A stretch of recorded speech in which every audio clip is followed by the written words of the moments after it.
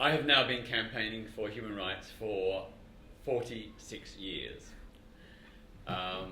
It's been a very, very long journey, but a very inspiring, sometimes painful, and often successful journey.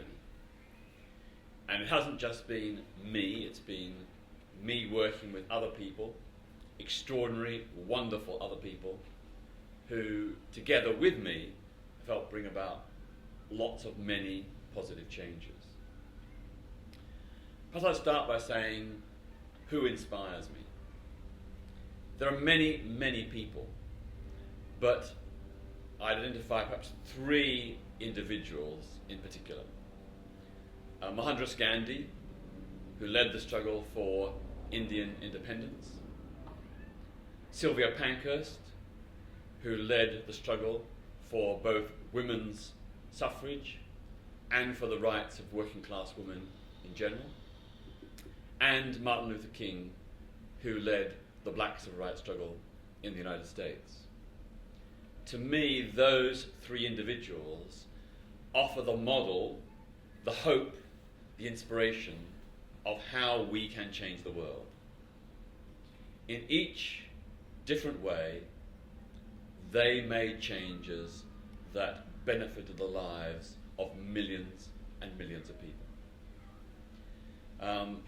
In terms of my motivation, many people do campaigning for lots of different reasons. For me, my motivation is very simple. It's all about love. I love other people. I love freedom. I love justice. I want to see those universal values enjoyed by every human being on this planet, wherever they are. For me, the only struggle worth fighting is a struggle motivated by love. Not by hate, not by anger, not by oppositionism, but by love. A profound love of the people and their rights and freedoms. To me, love is the beginning, the middle, and the end of any struggle worth fighting. Now, I've got to say that nothing in my background prepared me for this 46 years of human rights activism. It was never my intention when I was young. My love was art and design. But I can remember at the age of 11, in 1963, reading about the racist bombing of a black church in Birmingham, Alabama, where 4 young black girls about my own age were killed. I was horrified. I couldn't believe, firstly, that anybody would want to kill another human being. Secondly, that they would bomb a church.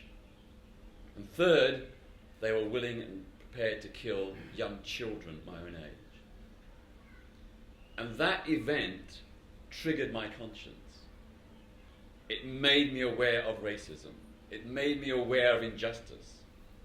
It led me to follow, with great passion, the black civil rights movement. And also, of course, to learn from that movement, to see the methods and tactics they used, and later, of course, adapt those tactics and methods to the many human rights struggles I've done since. My first ever campaign was way back in 1965 when I was aged 15. That year, a man, Ronald Ryan, who was a prison inmate, escaped and allegedly shot dead a prison warder during his escapade. At the age of 15, having read the summary of the autopsy report in the local paper, I worked out that it would have been physically impossible, or almost physically impossible, for him to have fired the fatal bullet. But that man was hanged anyway. And that destroyed my confidence and trust in authority. It made me a lifetime skeptic of people in power. That they were prepared to allow this man to die despite reasonable doubts that he was innocent. And indeed, 30 years later, there was an inquiry and a report which came to exactly the same conclusion I had as a 15-year-old, that it would have been virtually impossible for the prisoner to have fired that fatal bullet. When I was 17, I realised I was gay.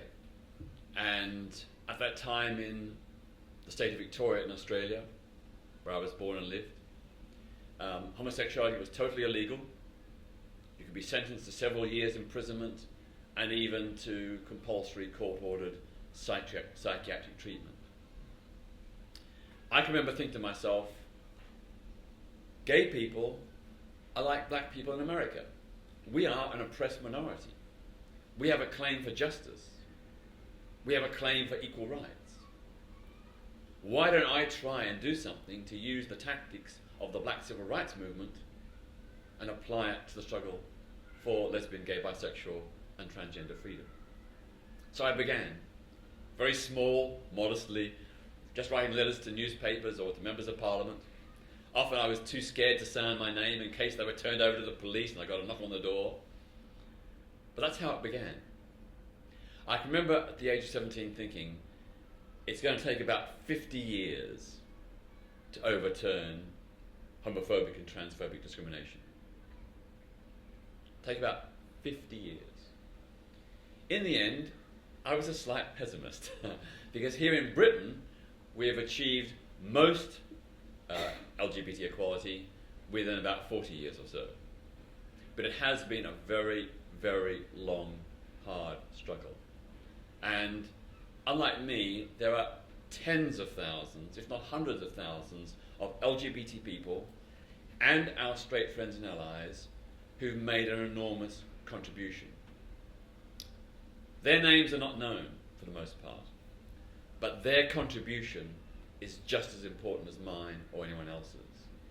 Collectively and cumulatively, we have transformed this country in terms of its laws, values, and institutions. I came to Britain in 1971 because I refused to fight in Vietnam and face the prospect of 2 years imprisonment as a draft resister if I'd stayed in the country and refused to register for conscription.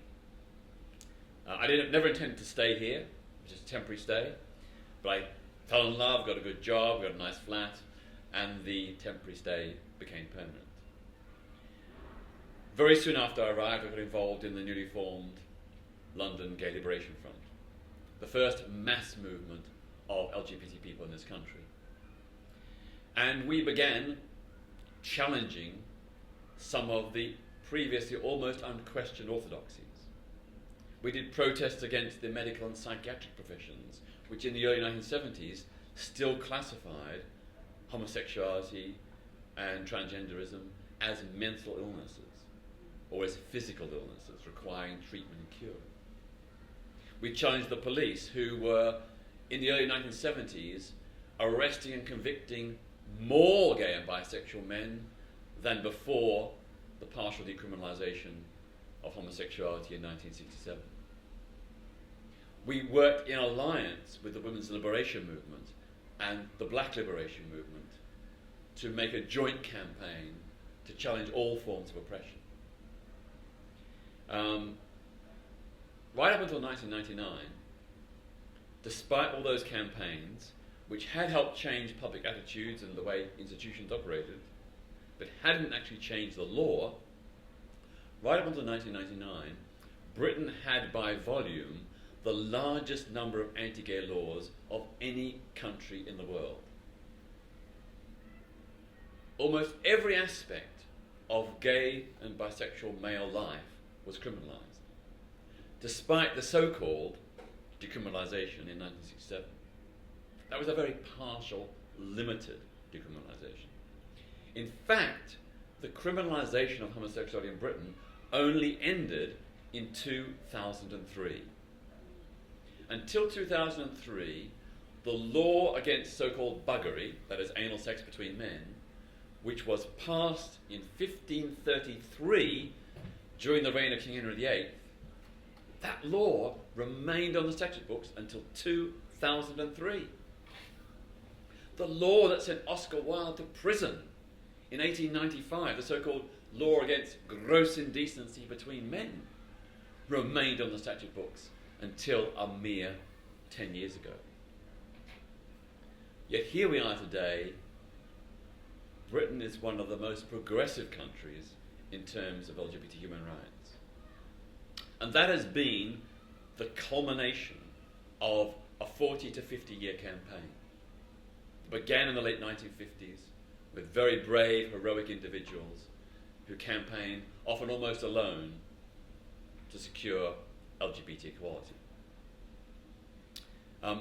I, having, as said, modelled much of my work and campaigns on the Black Civil Rights Movement, all the suffragettes, had been involved in many, many campaigns, right from the late 60s onwards, and particularly from the early 70s, 1971 when I came to Britain, to try and challenge homophobia and transphobia.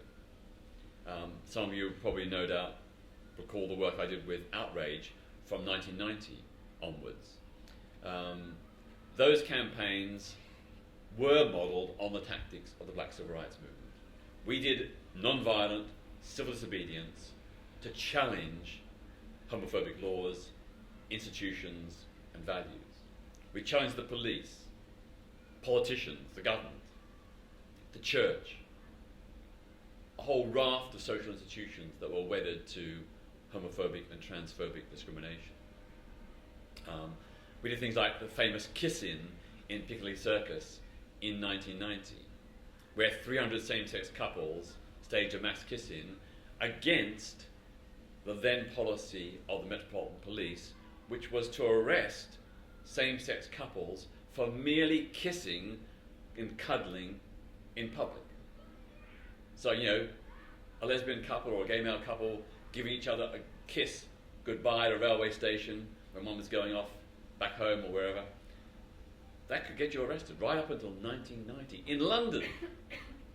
Not in some small provincial town, but in London. And the police would use all kinds of different laws, outraging public decency. They'd use the public order laws that were passed initially to deal with football hooliganism and riots. The fantastic thing about that protest was we publicised it in advance and we issued a challenge to the police. Stop enforcing this law or come and arrest us all. It got mega coverage throughout the media in the week or so before the protest. So much so that on the night of the protest, literally 1 hour before it was due to begin, we received a message from the Metropolitan Police Commissioner that from that moment onwards, no same-sex couple would be arrested for merely kissing or cuddling in a public place. So we won even before the kiss-in took place. And of course, the protest turned into a celebration. We had our mass kiss-in. I think about 3,000 or 5,000 people gathered around, members of the public, came to watch. It was a great street spectacular. So much so that a week later we got a telephone call from a Japanese tour company. They said, "We were passing by Piccadilly Circus last week and we saw your kiss-in. It was fabulous. All the people in our tour party from Japan, they loved it. When are you doing the next one?" I'll just very finish, just to wind up now because we're running out of time a bit. But I think that the experience of all these different protests, you know, the outing of the 10 bishops in 1994, who weren't outed because they were gay and in the closet, but because they were supporting the church's anti-gay policies despite their own homosexuality. The protest in Canterbury Cathedral in 1998, where I went into the pulpit and denounced the then Archbishop, Dr. George Carey, over his support for homophobic discrimination.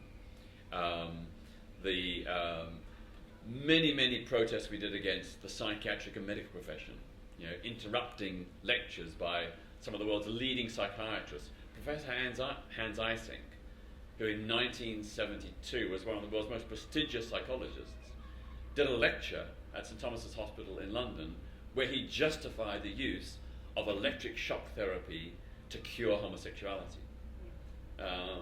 You know, we did those protests and we kept on doing them, and eventually the medical profession began to wake up and listen, and there began a dialogue. So for me, protest has never been a means or an end in itself. It's always been a means to an end.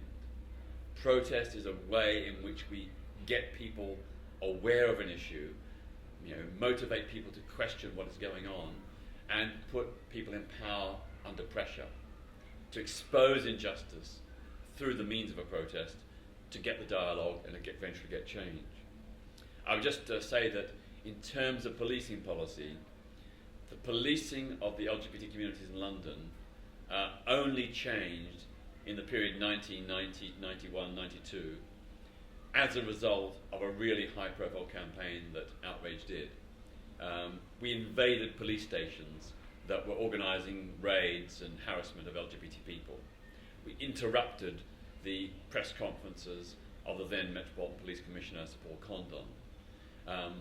We went to places where police were doing entrapment operations and photographed undercover police officers. The police would pick up a young, attractive officer, dress him in tight white jeans, black boots, leather jacket, white t-shirt, and get him to go to a park or public toilet to start playing with his crotch, sometimes even take out his dick, and then anybody who responded would get arrested.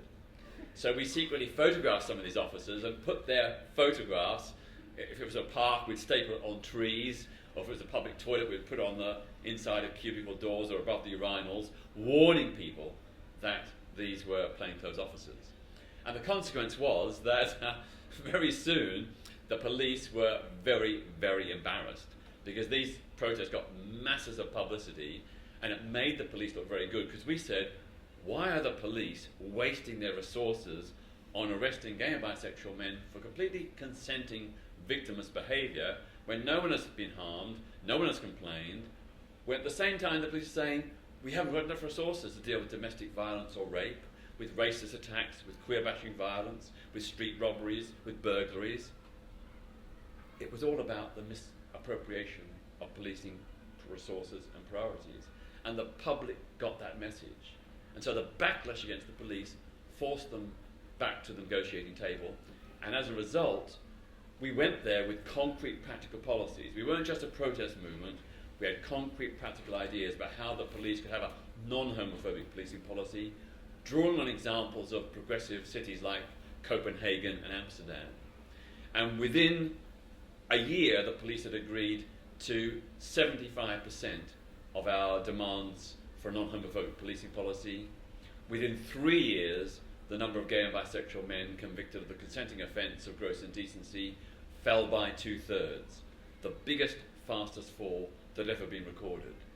So our initial negotiations with the police hadn't worked, but the direct action campaign did, and it literally helped save thousands of gay and bisexual men from a criminal conviction, and often the knock-on effects of losing their jobs, having their children taken off them by the courts, the breakup of marriages, and so on. So I think direct action does work, and cumulatively and collectively we do have the power to change society for the better. Thank you.